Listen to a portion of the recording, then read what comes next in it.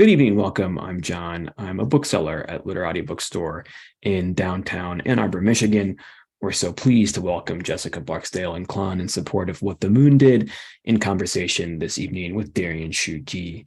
Just a quick webinar overview for our attendees. The chat is closed, but you can keep the chat window open. I'll be sharing links to purchase books from Literati Bookstore throughout the event there in the chat. And the Q&A feature is available to you. So if you have a question this evening and you're watching us live, please feel free to submit your questions through the Q&A, and I'll ask a selection of them at the conclusion of the conversation this evening. And live transcription is available on your toolbar as well using the closed captioning icon. If you're watching us later on YouTube, you can always find links to purchase books in the description directly below me. And you can also click on the typewriter icon on the video to subscribe to our channel and be kept up to date with all of our At Home with Literati events once they become available there. And as a reminder, you can shop for more books at literatibookstore.com to have shipped to your home anywhere in the United States. And if you live in Southeast Michigan or the Ann Arbor area, and you have power and are able to watch us currently, our doors are open to the public for in-store shopping. But most of all, we'd like to thank you for your attendance this evening or this morning or this afternoon or much later this evening, depending on where and when in the world you may be joining us. Without further ado, I'll introduce tonight's author and our interlocutor. Jessica Barksdale Inclán is the author of the poetry collection Grim Honey and the novel The Play's the Thing, both published in 2021. Her other works include the novels Her Daughter's Eyes, The Burning Hour, and When You Believe. She teaches novel writing online for UCLA Extension and in the online MFA program for Southern New Hampshire University. She lives in the Pacific Northwest with her husband. Speaking with her this evening, Darien Hsu Gee is an award-winning author of 5 novels, the author of Non-White and Woman, 131 micro-essays on being in the world, co-authored with Carla Fujido, and winner of the 2019 Poetry Society of America's Chapbook Fellowship. Please join me in welcoming Jessica Inclán and Darien Hsu Gee into your living rooms.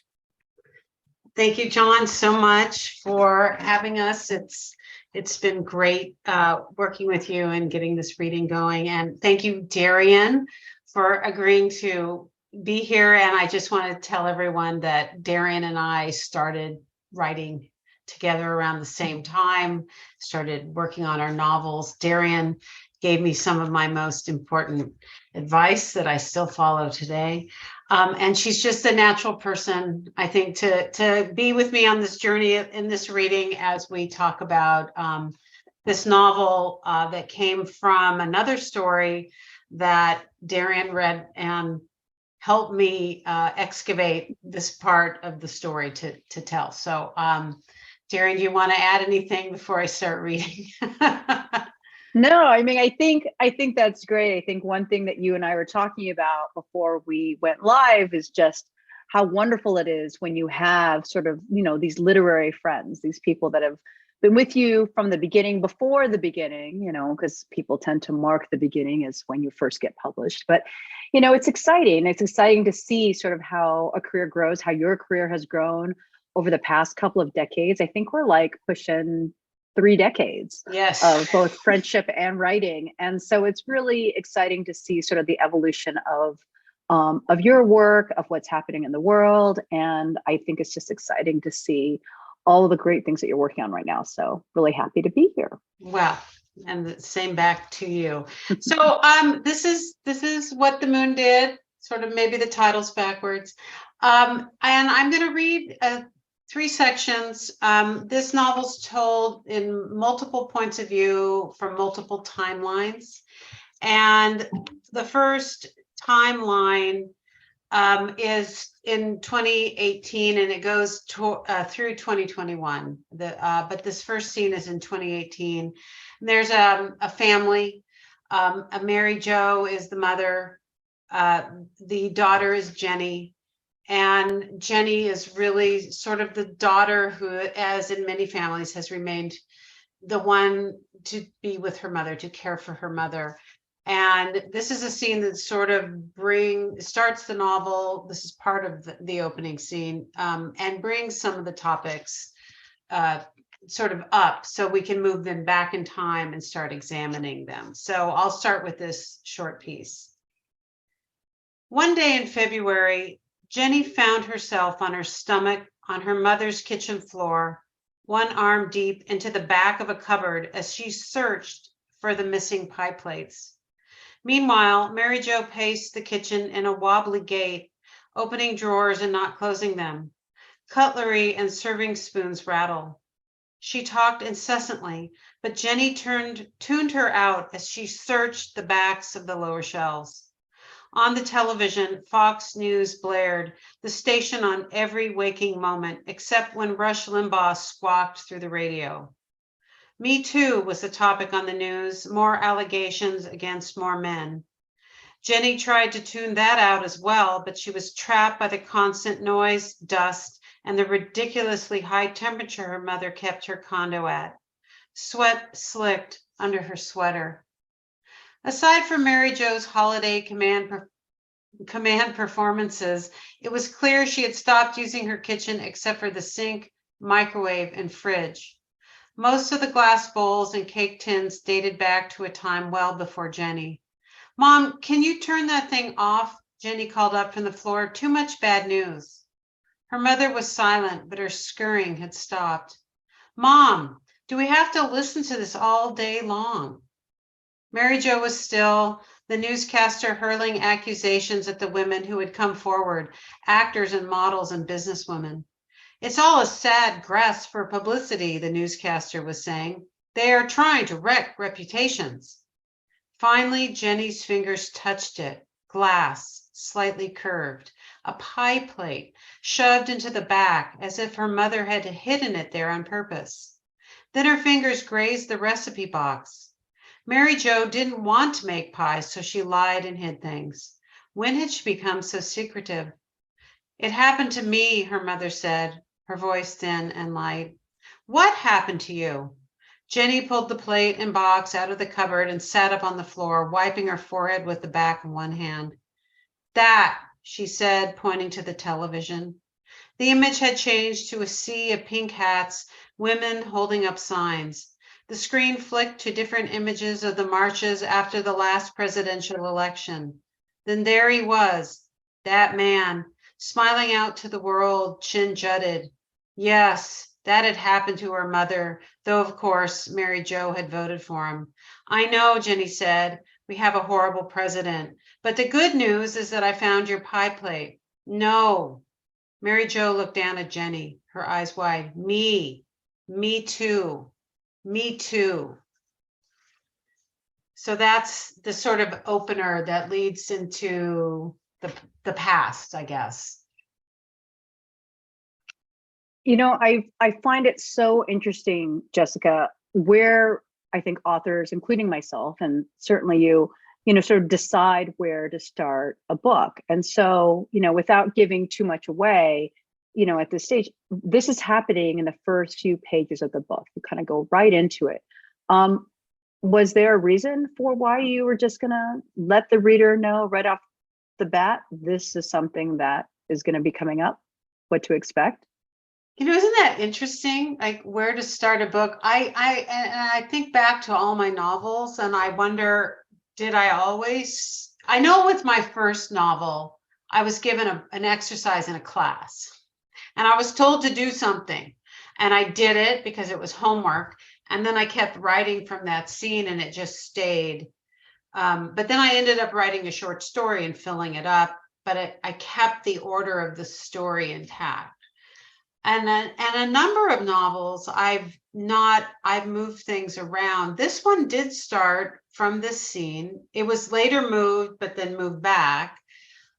But I think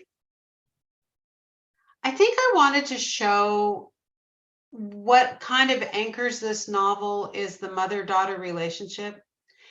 Even though we really go into Mary Jo's life more fully and Jenny is there, but I think that it's sort of like a container for the story and that Jenny has to be established, and because she's there also at the end sort of holding the other end of the pot really of what went on. Also, since this is based somewhat on my life experience or my family history in some ways. I came to it from caring for an older relative and watching secrets evolve out of ordinary daily life. Like I'm looking for pie plates, or Jenny's looking for pie plates. And this happened to me with my mother. I'd open a drawer and I'd find one of the most amazing discoveries of her house was finding like a giant 200 case of Starburst candy. Oh, You know, wow. yeah. So it's like, why? You know, what does it mean? It's a weird object, but or it's weird that someone would hide all her recipes in pie plates when this is something that this person did her whole life. And in this story, Mary Jo made all the pies, and she came from a long line of pie makers, and to hide something that she did, and also sort of reverberates with things that happen later in the novel. What does it mean? And I think we do really ordinary, weird things to cover up very large, serious issues. And so you know, that's probably more thought than went into why I started the novel. I just wanted to, you know, this is the way in. But, you know, I think that's great. I think the idea that there's always in any novel, and really in any story, right, be it a memoir, you know, there's always that inner journey and the outer journey. And the outer journey is always peppered with these symbols, right? These pie plates, these metaphorical pie plates. And, you know, I think that you use that really powerfully in this book, you know, because there's a lot of heavy stuff happening in this book. But like you said, it's really, part of it is about the journey that Mary Jo goes on from a young age, but it's really also about relationships, right? All of these many relationships that you have going on throughout the book. I think that's one thing that I found really wonderful about the way you structured it, is you have multiple points of view. You know, we're hearing from all these different characters, the men as well as the women, and how they're all interconnected. And you've just done that really well. Is there anything that kind of led you to doing it that way versus just staying with, say, Mary Jo's thread or her daughter Jenny's thread? You know, isn't that I'm sure you've experienced this because you also like to write from multiple points of view. My last novel was in one point of view, and you know, it's in a way it's wonderful, but it's also limiting. You're in one person. And this story I felt, because I think the topic is really about what we pass on through the generations, and what we pass on can be beautiful and wonderful, but it also can be pain and behaviors that are maladaptive and histories that we don't want to have, or that we have to fix in order for the people who are left to move on successfully. I found that I wanted to know what these characters were thinking. You know, I wanted to know what was going on with some of the people who were doing the bad things.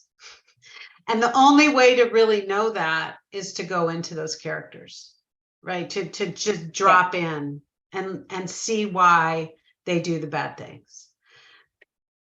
And I think what's also really interesting is, I think when you do write from multiple points of view, you get to fill in just a little bit the parts that, when you're only writing from one character's perspective, the parts that they miss, right? The stuff that's either in shadow or that they think they got it right. And it's not until the reader has a chance to read from another perspective to be like, oh, they kind of got it right, but not exactly. And how, like you said, it continues to perpetuate, right? So the misinformation perpetuates, the stories, the secrets, and, you know, all of that is going on in this book. I mean, it's a book that has a lot, I think, happening that and there's a huge passage of time too. Yes. So your timeline is what, 4 generations? There are 4 generations. I mean, you've got Mary Jo, but you've got her parents and her grandmother, and then you've got her brothers, and then you've got her children, and then her children have children. So it's kind of the whole, just, we could say it's the 20th and 21st, the beginning of the 21st century sort of covered, in terms of what started this going.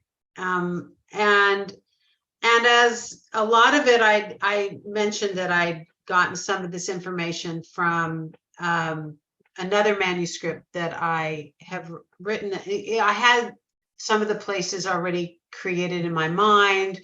It was kind of nice to settle down in there and then watch these characters do what they were going to do, for better or worse. The other thing that I don't think I've talked about this much, but part of this story actually came from a very small little diary I found from my paternal grandmother. And she lived alone, and it was a really sort of sad artifact to find. But in a way, I felt like she wrote it down. When you write a diary and then leave it for others, who are you really leaving it for, right? Well, I mean, it's funny that you say that, because I used to write my diary in code, like in 3rd or 4th grade, for this exact reason, because I didn't want someone to find it and be like, what's going on here? So, it's interesting, whether or not, what's left behind, and whether or not what the intention is and what happens anyway, which, I guess, talking about this idea, because not everything, because as fiction writers, sometimes we just have an idea and it's Right. fun and we go with it. But like you said, some of the events were inspired by some family histories, some family secrets. How did you make decisions about what to write about, what to include? Where did you let yourself take some liberties with where things were going? Like, did you have a pretty clear path from the beginning about where you wanted to go with this book? Well, I felt like I had some questions about my family that I wanted answered, so I decided to answer them for myself. And I can say that probably much of this is not true, because I took existing the bones of a story that I couldn't articulate, and then crafted the skeleton based on what I could imagine and what my thoughts were about that. So a lot of it is true, though. Then I've changed town names. I've changed the way what people's life trajectories. I can't even say that word. What I've changed so much. I haven't used real people, but I've crafted real people out of clues, that have been around. So yeah, it's really a bad. I mean, I don't know. Writers sort of make fun of themselves, but act like it's okay. We say, oh, well, if I'm a writer, if you don't want me to write about you, don't talk around me, don't be by me, don't let me know anything about you, because that's what I do. I'm a writer and I steal your life and I write about it. Well, it's not very funny, but it's true. Right? Yeah. Well, it's interesting, because sometimes I'm sure you've had this, people come to you and they'll say, you'll never believe what happened. This crazy thing happened, in my family, or what is a true story. And I'll share this with you. And I'll think I could never make that into a novel because nobody would believe it. Right. And then, you write the novel and people go, did this happen to you? Did this happen, to your family? And I think rather than, is this, story true or not true? It just shows the universality of a lot of these issues. And I think that even if something doesn't happen to you directly, we know what it feels like to be alienated or to feel alone with a secret that, you have to carry. And then, we are all familiar with self-doubt, and we are all familiar with not being heard. And those, for me, are the universal themes that come up in any good piece of writing. So I'm always interested, of course, in the origin of a story, like, okay, how'd you get your ideas? And, how much of this is transformed? But really, it's up to the author, I think, to do his or her or their job in sharing the way they want the story to be told, right? And in such a way, too, that it resonates with different people, regardless of whether or not this is something that's been in somebody else's personal experience. Right. And I can't even tell you if what, I wrote, my first novel didn't happen to me. It's about a girl who hides a pregnancy and has the baby in her home alone with her sister, actually. And even people I knew from high school, I'd see them at reunions and they'd come up to me and ask me, I'm so sorry about your baby. I'm like, it didn't actually happen. You saw me, freshman year, sophomore. You and they're all probably, like, yeah, okay, yeah, okay. yeah. Oh, yeah. I know you must have done that. One time I was taking a class from Anne Lamott years ago, and we got up and I read a story about a woman whose husband is killed in a car accident. And I had about 6 people come up to give me their, condolences.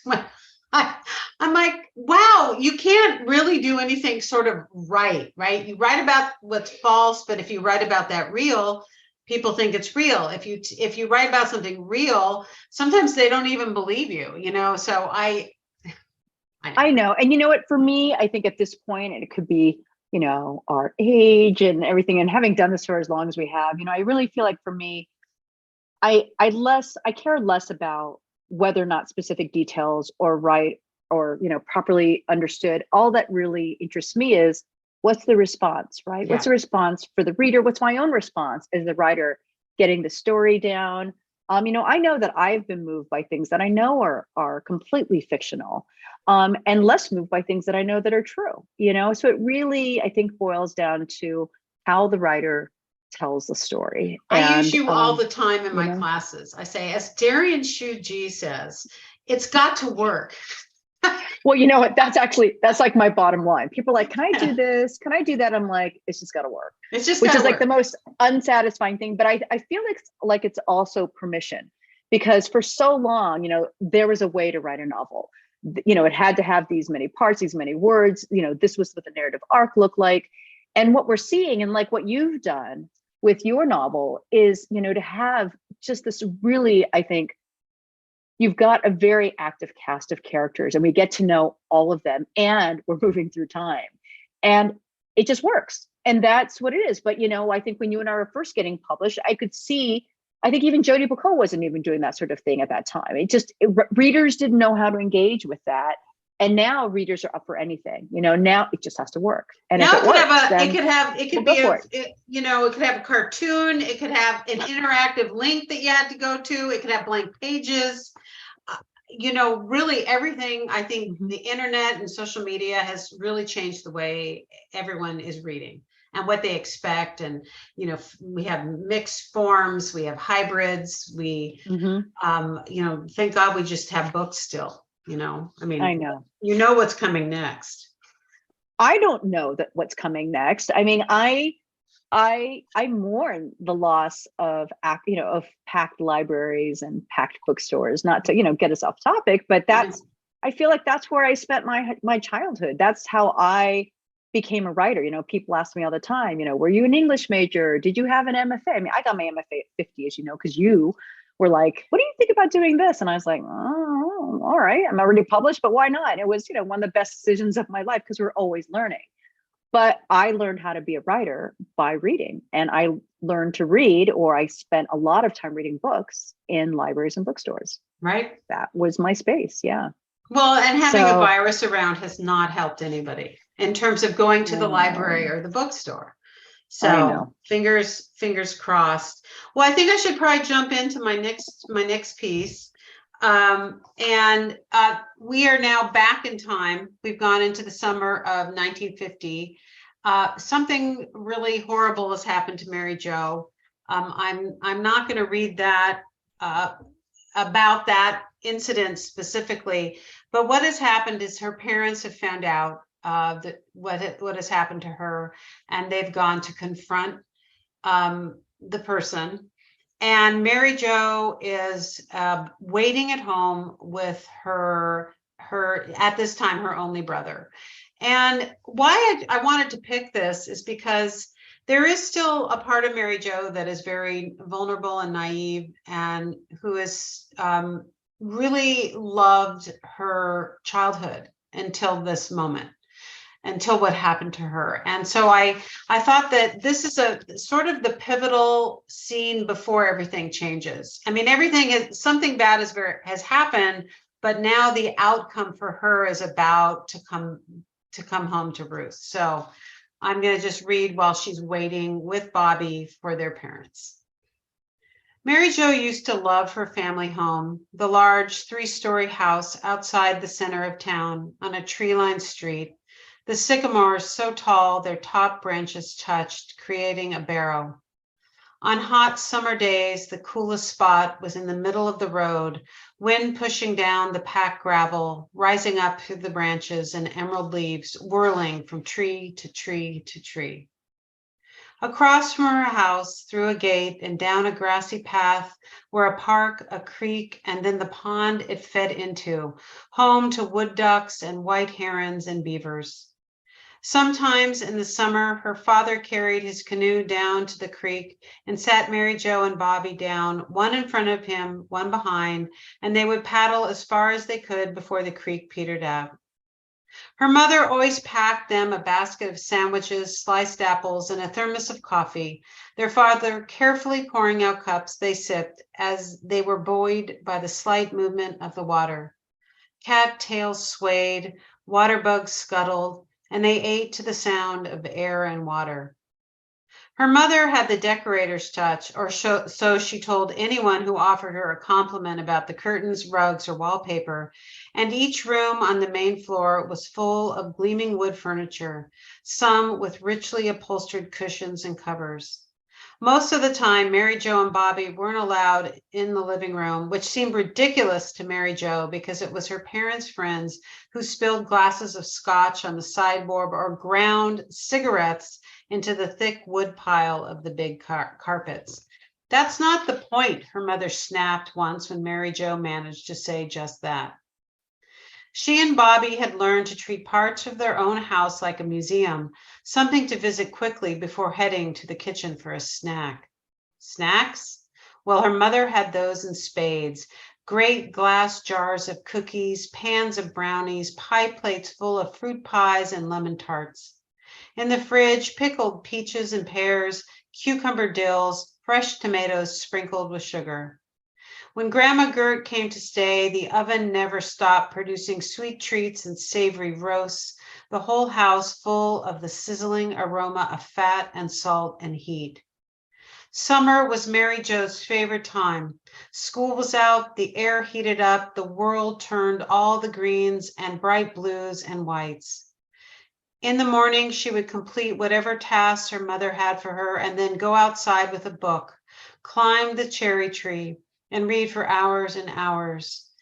Her dog Joopy would curl up at the base of the tree and wait for Mary Jo to finish the last line of the last chapter. Then Joopy would stand up and wag her tail, ready for dinner. As Mary Jo waited for her parents to return, she sat with Bobby while he listened to the radio and played with his train set. But she couldn't hear anything but static, her thoughts on fire. If he weren't arrested, would he have to move away, sell the grocery store, leave the state? No one would ever talk to him again, would they? They'd have no friends. Their church would kick them out. They'd have no other choice than to leave. I'm bored, Bobby wailed. Shut up, Mary Jo snapped. Go play your stupid guitar. I don't want to play my guitar. I'm hungry. You're always hungry. Am not, but I'm hungry now. After lunchtime passed and the afternoon stretched to breaking, Mary Jo relented and slapped together cheese and pickle sandwiches.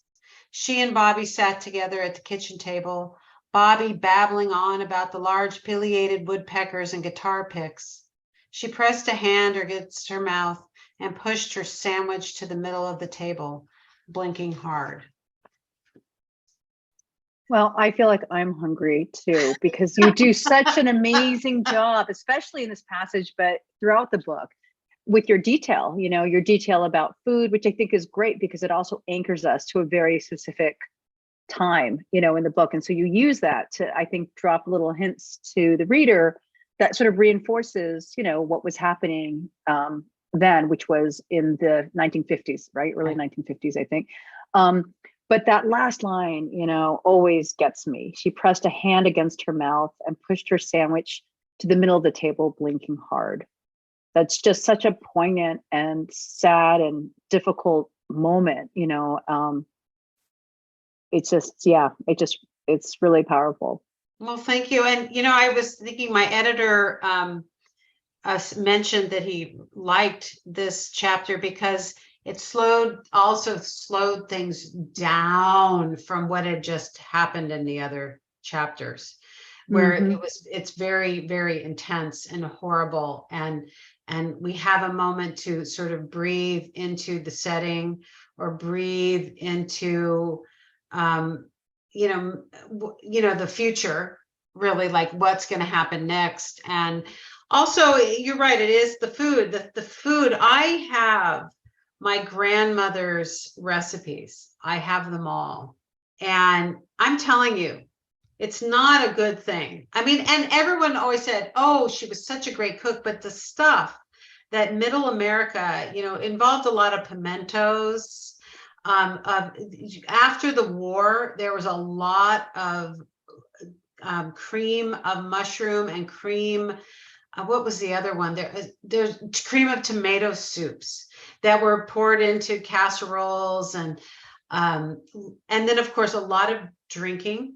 A lot of wine was considered like a punch. That was just a starter. It was just a starter. So there was a lot of drinking, a lot of scotch, a lot of bourbon, and a lot of parties. A lot of they were very upper to upper middle class in the novel. And my grandmother also, they had a similar kind of life, and there was just a certain expectation of what meals were served and who was invited and what were guests allowed to do versus what family was allowed to do. Whole different, and my grandmother carried that with her to the very end. 5 o'clock was time to drink. 6 o'clock was dinner. It involved some really weird ham loaf.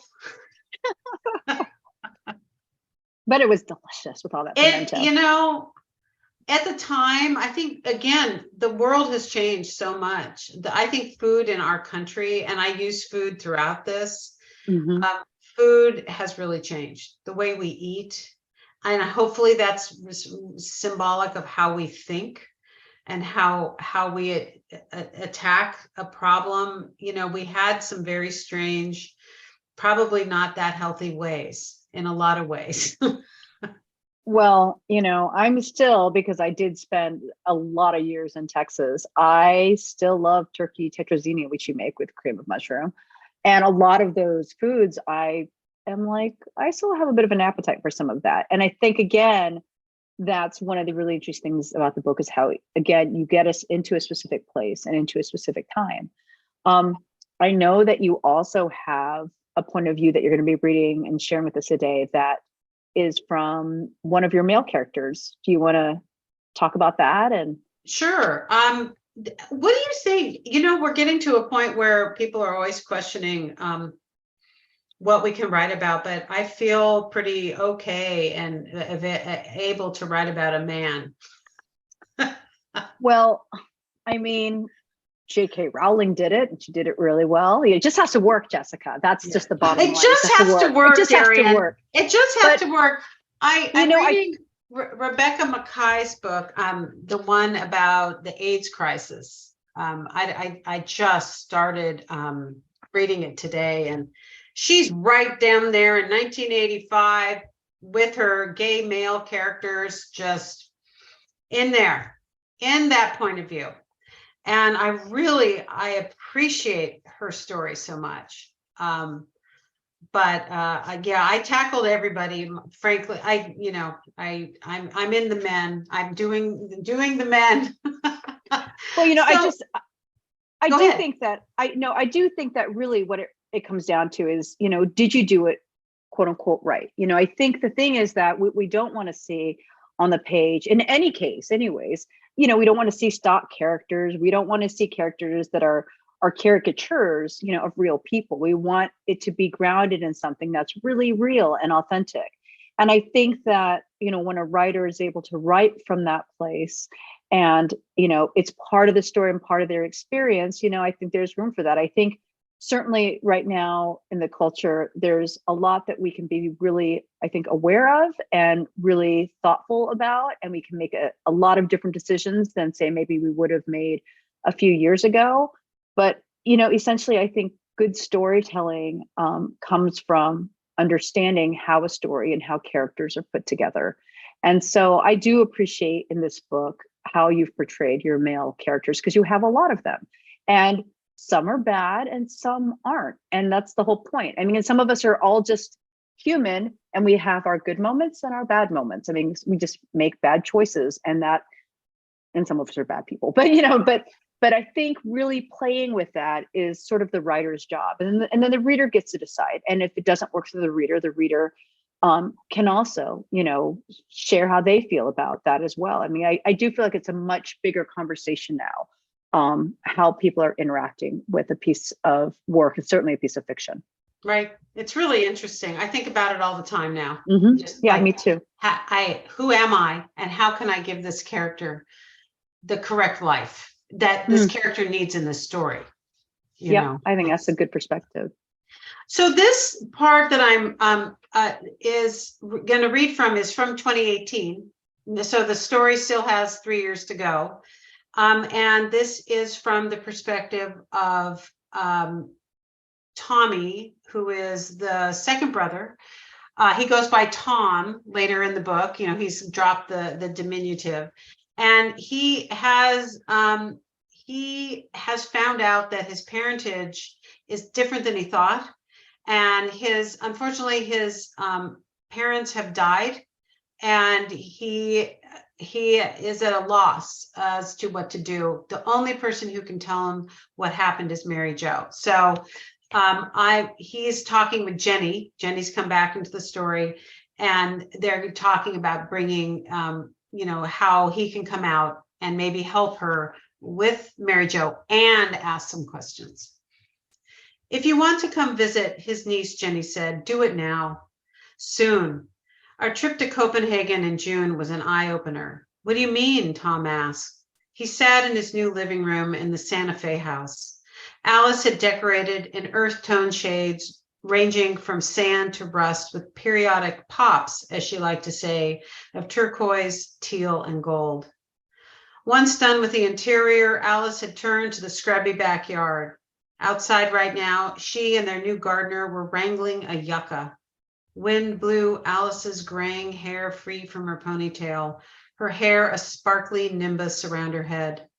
The daylight was bright, the sky a deep blue. Tom yearned for snow. Jenny sighed. While I was talking to a gate agent, she went to the bathroom and got lost in the terminal. I was actually called to the courtesy phone. Before that, she refused to leave her hotel room unless I was with her. No matter where we went, I'd turn around and she'd be wandering down some museum hall or another, not knowing where she was. Once I went into her room and she was standing there staring at the bed like a zombie. How long has she been like this? Tom asked. A while. Jenny paused. Maybe years. Why didn't you let us know?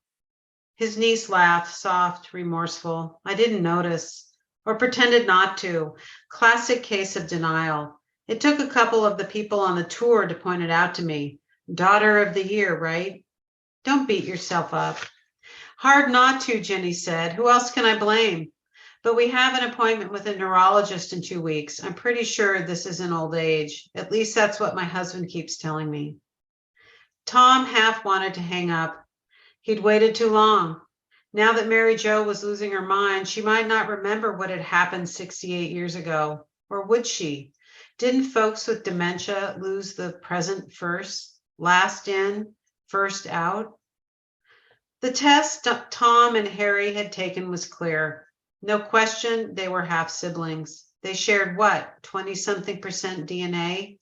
Harry had been stunned, and Tom asked again if he could talk to Betty.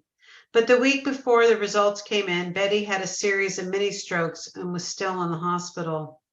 Let's wait on that, Harry said, Tom hearing not a small amount of relief in his friend's voice. Maybe the past wasn't something Harry really wanted to dredge up either. She's already complaining about the test, Jenny was saying. It's not going to be easy. Can Trisha help? Tom asked. My sister, help from Brisbane? You mean fly all the way home for her mother? Jenny's voice tried to swing on some sarcasm, but landed solidly in self-pity. Tom didn't blame her for either. He shook his head. Look, I'll come out. 2 weeks, you said? Really? In her question, he could hear all the time she'd been the one to organize and plan. Had no one helped her? What about her husband, her kids? Well, Tom certainly hadn't, but that wasn't his job, was it? Mary Jo had left him all those years ago, never coming home for any length of time. Her loyalties had been elsewhere, not to him. Maybe he could have been a better brother, but for so long she'd had Michael, and then her girls, and now, it would seem, just Jenny. Let me talk to Alice, but I should be able to stay with your mom and help out with the appointments. Send me the schedule. Jenny agreed to the plan, and they hung up. Slipping his phone in his pocket, Tom walked to the window to watch the planting of the next tree. He hadn't told Alice about the DNA test, waiting until he had all the information, figuring he had time. Now he might never find out the truth. Poor Mary Jo. Tom put on a hat and headed to the back door. He should help with the tree, and he should also call Bobby before heading out to California. Bobby was a weird old bird who sent Tom and Alice stilted Christmas cards and wrote odd emails with even odder attachments. Iowa water sources tainted. No frogs for St. Helens ponds, or golfing causes cancer. It's the lawns and what we treat them with. Once Bobby sent Tom a video of himself playing in a geezer band, wailing on the trombone, if that was in fact what someone could do on the instrument. Tom had no idea his brother still played. But Bobby had all his wits about him, and he might know more about Tom's origins than the DNA test. Bobby might be the only one left who did. So that's that. The mystery continues. It does. I mean, it just goes right to that point of, I think, any good book is what happens next, right? We get to the end of a chapter and then, we're kind of launched into this place of possibility, so it's, what's going to happen next, with this character, and is he going to find the answer to some of the questions that he has been dealing with, well, not his whole life, but since he became aware of what might be possible. And that's a really hard thing. I think that reflects real life in a lot of ways too. I keep waiting. I really love these novels that have come out about a memoir about the DNA, like surprise. I'm like, my dad died, but I kept hoping that maybe he'd done something before that and I would have this surprise sibling that we could chitty chat about. I know that's crazy. I mean, and I know that it's caused a lot of consternation in people's lives. But it is so interesting and rife with possibility. It brings up a question, which I think is also a question that your book brings up, which is it better to know or to not? Right. Is it? Yeah. Is it better to know or not know? And unfortunately, we rarely get to see that answer, understand the answer until it's too late, right? Until you've gone one step too far in either direction, right? The last person who might know has passed, you never asked them, or you did ask, and then there was this whole cascading effect. I don't know that it always works out in the great chitty chat way but maybe something, anything's possible. Right. But, I don't think it does always work out. I think it can be a total nightmare, and people are disillusioned, and they find out that people have betrayed other people, and that at this point, there would be no strings. I mean, it wouldn't matter, right? My father is dead, and these half siblings could show up easily if you're out there. Famous author right here, reach out. And I think that, I noticed that we, still have a few minutes left, but I think, if anyone wants to ask a question about sort of this conversation that we're having and kind of the things that are coming up, or, just to check in on anything about the book with Jessica, you're welcome to drop a question in the Q&A box, and John will sort of let us know. And I guess till then we can keep, talking a little bit more, because I think everyone would also love to hear. So what are you working on next? Because there's always, by the time your book comes out, you've been living with it in its sort of final published form for several months, even a couple of years. And so you've had time to do something else. What has it been like for you? Yeah, I think I submitted this, I was submitting this book in June of 2021. So we're now heading into March 2023. So the writing of this is long over. I am writing a cozy mystery. And and strangely based on somebody in this chat room with me, and also maybe somebody who's in the audience as well. I wanted to write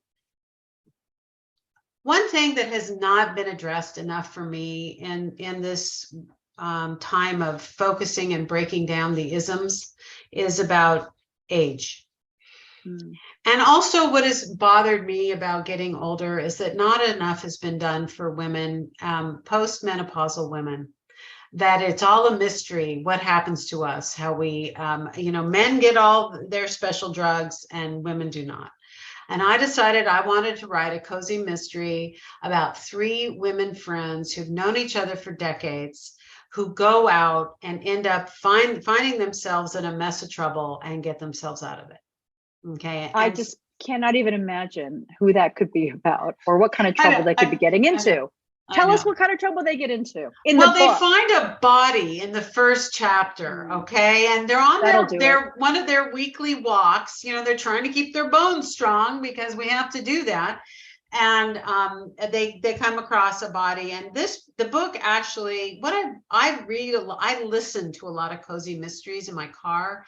And usually they encompass a social issue. And for me, what happened in this one is about being unhomed or unhoused, depending on how you want to say that. And the story is set in my hometown of Vancouver, Washington.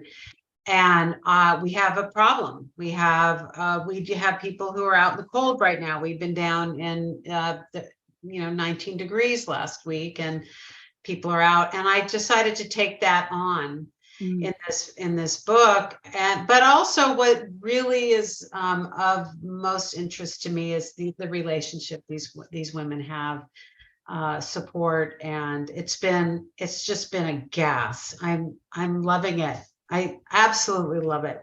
And it's such a different book, and that is what it's been the curse and the blessing of my career is that I have just decided I think I'll write a romance. Oh, I'm writing poetry. It's like, okay. And no agent or editor has been really thrilled about it, but it's been very satisfying. Right. And you write all over the. I do. I'm also multi-genre. And I think that, you do get to a point where you just kind of decide, who am I writing for? And, kind of what are you going to do with your gift? I think that if you've been blessed to have the gift of storytelling, then there are just stories that want to be told. And, you do your best, to tell those stories. And some of them are cozy mysteries, and some of them take place in small river towns in the Midwest. That's one of my books. Yes. And then some are, very cosmopolitan, and some deal with really hard, difficult issues, like, What the Moon Did. And so it's I think it gets to be all those things, because I think actually life is all of those things. And I admire the writers that have been able to kind of stay in a very specific wheelhouse. That, however, has not been us. So we're seekers. But what you said something really interesting there is, the writers that have been staying in their wheelhouse. And I read a number of people who write series, and there is something so comforting about reading a series, because as the reader, we get to be absorbed into this world that we know. We know all the rooms in the house now. and I have written some series, but I've never felt like I read this one series. My friend Chris told me about Bruno, chief of police. And what this Martin Walker does is Bruno does a lot of cooking. And all of a sudden it's cooking time in the novel. And I get so happy because now we're going to learn all about the meal. And I think that, writing doesn't always have to like take the top of our head off. It can make us just feel comforted and safe and okay in the world, which is a really huge thing. I agree. I think that's accurate. I think it's really insightful, especially I think post-COVID, there's I think we all resonate with sort of a little bit of what is not just what's known, but what's comforting, and what's familiar. And so the wonderful thing about these series and the book that you're working on, which will be a series, it's called is that we get to know that. A wild hat, like it's what they found at the lake, a wild hag mystery. And they're wild hags. I love it. We got to be old. We got to be with it. Anyway, what were you saying? I interrupted you. I don't know. I got lost at Wild Hag, which I know you shared this with me multiple times. And every time I hear it, my brain just goes completely blank. But, it's, I am, having written 2 novels that take place in a very small town, because I live in a small town in Hawaii, in a very rural town here.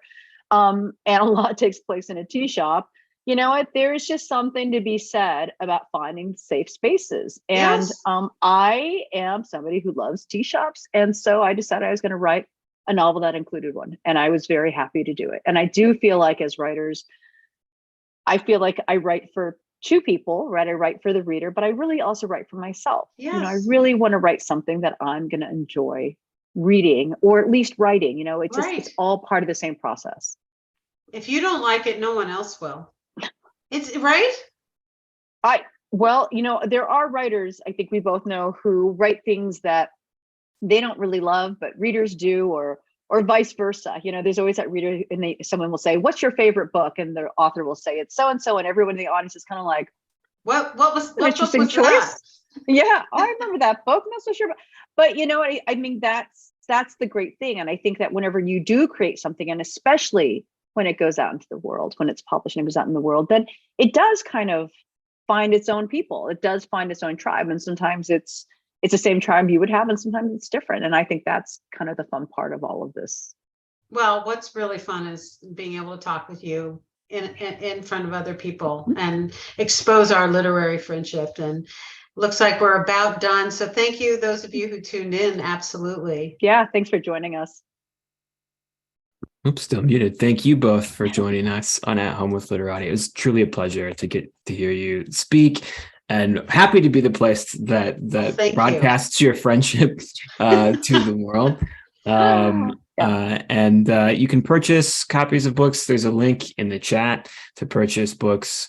You can purchase What the Moon Did from Literati if you're watching on YouTube by following the links below me, or all of us rather, on YouTube. In the description, there'll also be links to both of our authors' websites as well. But Jessica Inclán, Darien Hsu Gee, thank you so much for joining us at Home with Literati. Hope to have you in the store in the not too distant future. That would be awesome. We'd love to have you. Although I'd love to go to Hawaii, visit their bookstores. So come on over. We'll meet you there. Exactly.